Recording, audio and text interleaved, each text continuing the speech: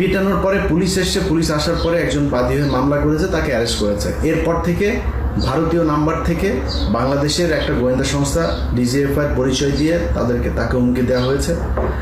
তারপরে বিভিন্ন নামে বেনামে বিভিন্ন জায়গা থেকে হুমকি দেওয়া হয়েছে এবং বাদীকেও একইভাবে অনেক জায়গা থেকে হুমকি দেওয়া হয়েছে। বিশেষ করে ইসকনের পরিচয় দিয়ে বিভিন্ন জায়গা থেকে, দেশের বাইরে থেকে হুমকিগুলো দেওয়া হয়েছে এবং ভারতীয় টেলিফোন নাম্বার ব্যবহার করে। তো এগুলির পরে আমার যখন বললাম, আমি বাংলা এডিশনের টিম পাঠালাম, পাঠিয়ে আশপাশের লোকজনের সবার বক্তব্য নিলাম। বক্তব্য নেওয়ার পরে দেখি হ্যাঁ, ঘটনা তো এটাই সত্যি, এরকমই হচ্ছে। তো গেল ওইটা। এর মাঝখানে কিন্তু এই ঘটনা সারা ভারতে ছড়িয়ে গেল, ওয়ার্ল্ডের বিভিন্ন জায়গায়, বাংলাদেশে নিউ ইয়র্কের মতো জায়গায় এখানেও হিন্দুরা মিটিং মিছিল করে বাংলাদেশে হিন্দু নির্যাতন হচ্ছে, তাদেরকে ছাড়াইতে হবে।